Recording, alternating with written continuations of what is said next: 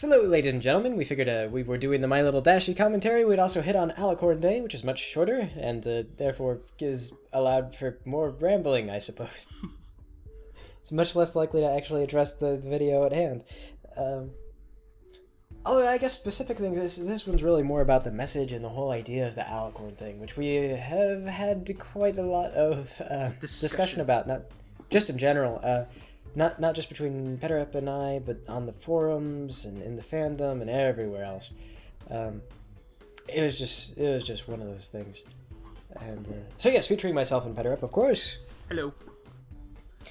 Yes, and so anyway, so this came out actually. We released this video just before the actual episode got out, and so it was. It was kind of interesting. I mean, like, we released it, and then it was out for a little while, and then as soon as the real episode came out, people started coming along, and they were like, "Wow!" They were like, "This is this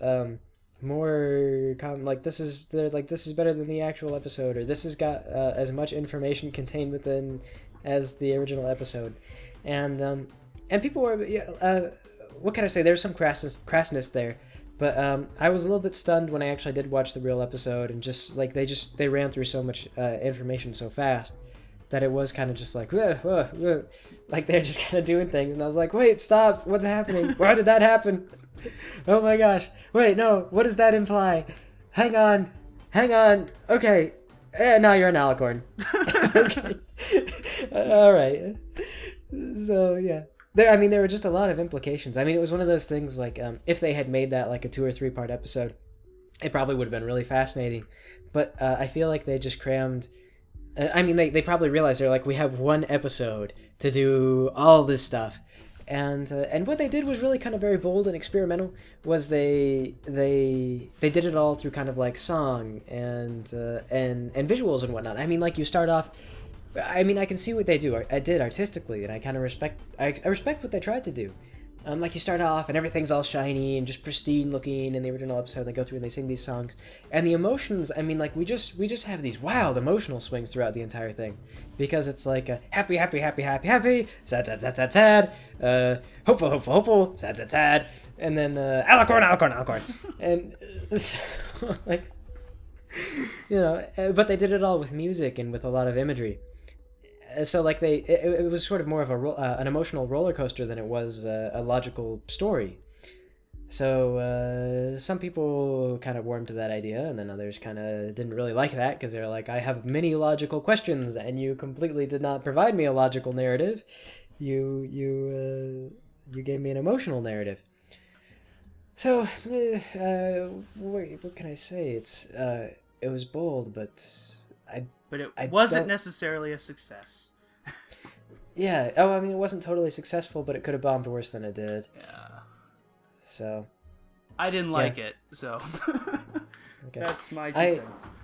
I am ultimately ambivalent about it. I do have a lot of thoughts on the whole idea of Alicorn Ascension. And before we get into that, though, let's go ahead and just run through the episode real quick. It's 3 minutes. We can ramble right on over it. So 3, 2, 1. The following is a transformative pair. Oh. Yeah. That's after, like, we started to worry more about the legal stuff, and we're just trying to make sure that.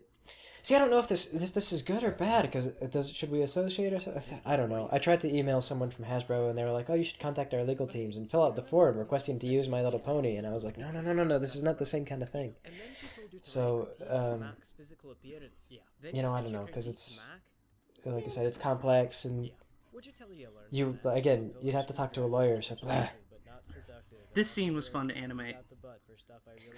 Yes. Whenever it's just 2 characters talking, it's always really fun, because include little subtleties. I like Twilight with the scotch, and she's doing engineering work, which is I've gone back to school for my engineering degree, and I was like, yeah, let's have Twilight drink and do homework.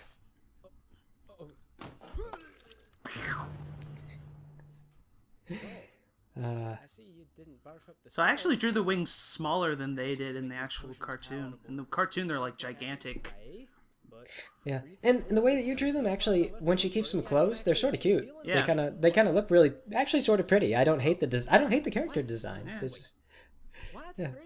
Yeah, they look kind of okay here. No one's gonna understand, but here we are. Yeah, it's not bad. Like really, the wings are sort of adorable a little bit. There's just the bird wings always make them look a little bit more. I don't know, a little bit more feminine, a little bit more. Bus playset. Bye now. I like all the comments on this, like become alicorn, gain wings, can't teleport, ride the bus. But this is what you do though, because it'd be like your routine. Yeah. You know, Well, like what you would just like change your routines. Also, it's kind of like, in retrospect, it's kind of a subtle jab at Hasbro. I mean, like, it doesn't make any sense, but we have to put it in there because we're trying to sell the pony playset. Yeah, the bus toy. Every time I see the train in the show, that's what I think of. I'm like, buy the Pony Express. This short is almost too heavily saturated with information for because Petter and I were both putting a lot of ideas into it. Is we've got a lot of visual puns, and then we've also got a lot of written stuff. The King in Yellow reference, though, that was one of those.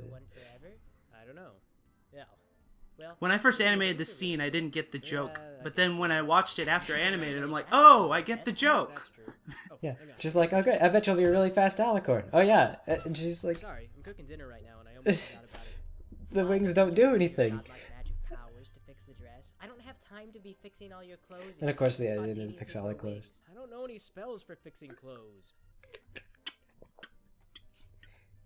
And of course, everyone, the boating school reference. What I learned in boating school today is... What I learned in boating school is blankety blankety blank. Dear Princess Celestia, today I learned. And actually, there's a lot of stuff that can be learned about this sort of thing.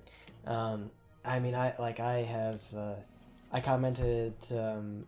In the original show, she's like, oh, now that I'm a princess, is there a book I need to read? And they laugh. They're like, oh, ho, ho, Twilight. Like, now you're the teacher. But, oh my god, yes, there are like thousands of books you can read about being in power. Like, leadership is really complex. You can't just have, like, you can't just be like, oh, now that I'm in charge, I'll just make it up as I go. Well, all you need is wings. Well, all you need is the wings. Yeah, now that she's got wings, now she's set out to be a real leader as opposed to what she was before. But she was actually always kind of a leadership personality. But the thing that we make fun of, like, our Twilight has always been... like, throughout the course of the show, they've always been kind of like force-feeding Twilight these leadership morals, or just these social morals. And the way that we've taken it is we've just had Twilight... she just kind of, like, gags the ideas back up. Because she doesn't understand the fundamentals in the first place. She just doesn't really get socialization. And so they're like, here's a lesson about friendship. And she just gags it right up. She doesn't care. It's one of those things. And so she takes charge sometimes in our series, but she's never really going to be cut out to be like a good leader because her insecurity always just wrecks everything. And a lot of people, like some people remark, they're like, I really don't like your Twilight. And truthfully, you're not supposed to love the character because she is...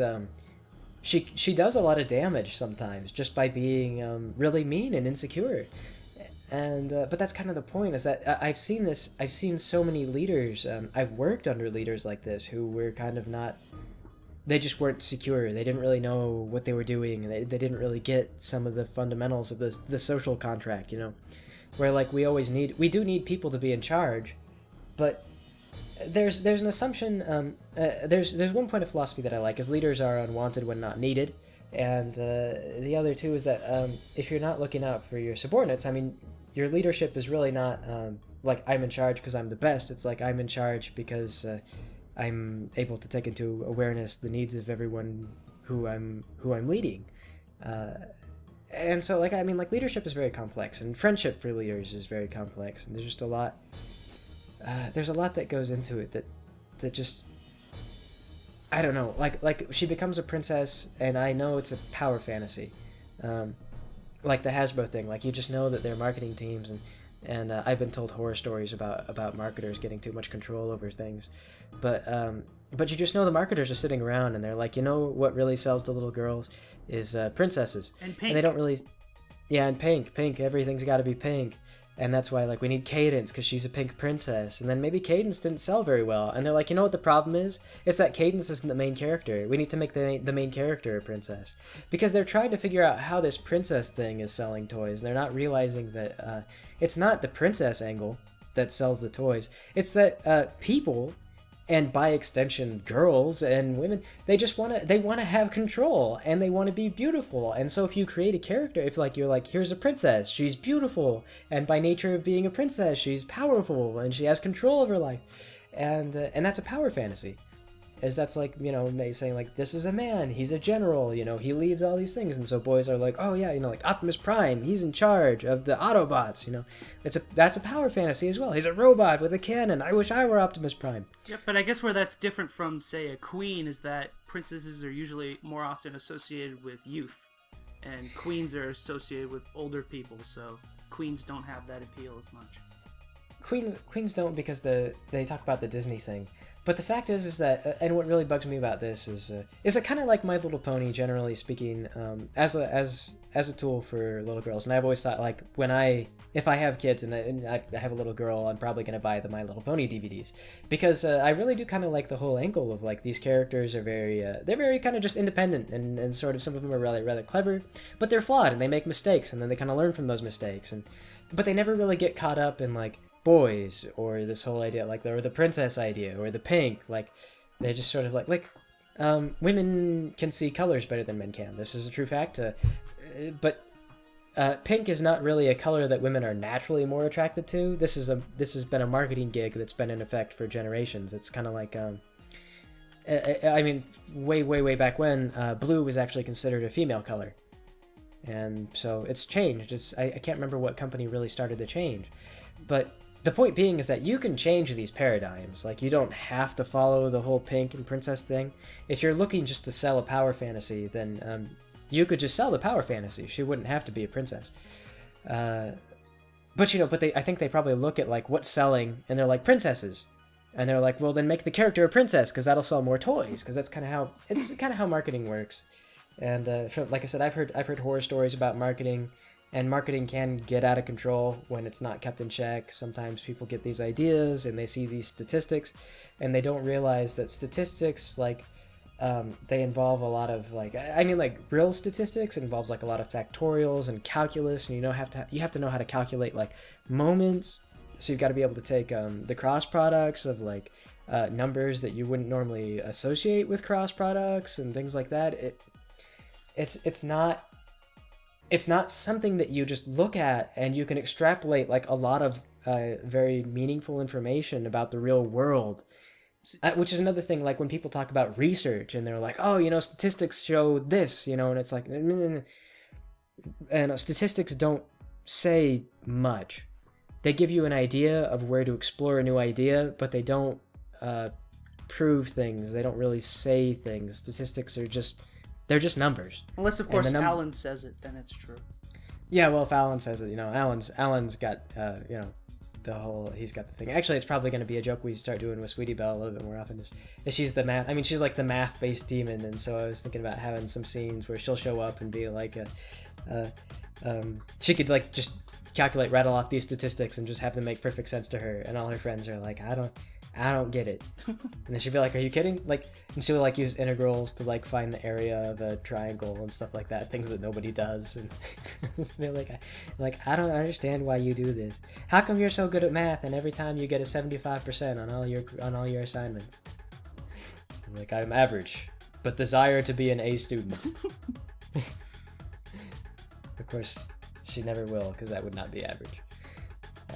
Well, it depends on what school she goes to.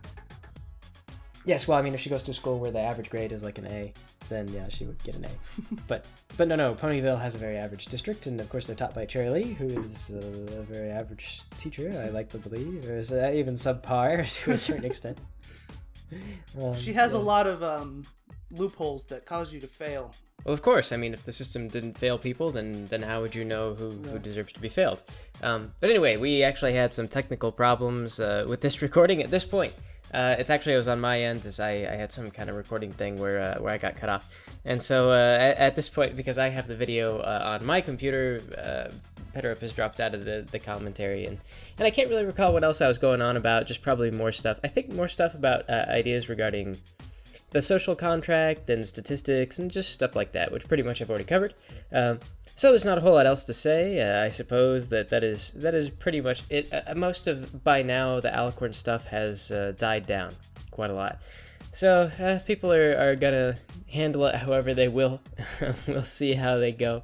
It's kind of cute. A lot of people did point out the whole how bad luck it was that the Twilight goes, everything's gonna be okay at the end, because that's like, you know, I don't know. I've like they say, like that'll sink the Titanic, and yeah. So who knows? It'll, whatever the case. Though, I mean, like what I'm really looking forward to now is Equestria Girls, because Peterep and I have been laughing. We're like, it's either gonna be, he goes, I hope it's not mediocre. He goes, I hope it's just catastrophically bad, or that it's really really good. If it's not one of the two, then like I'm not even gonna care. So that's kind of what we're hoping for the future of the My Little Pony franchise. But anyway, I suppose that's it. So I will catch you later, ladies and gentlemen, and also a farewell from Peterep. Bye bye. Thanks for watching.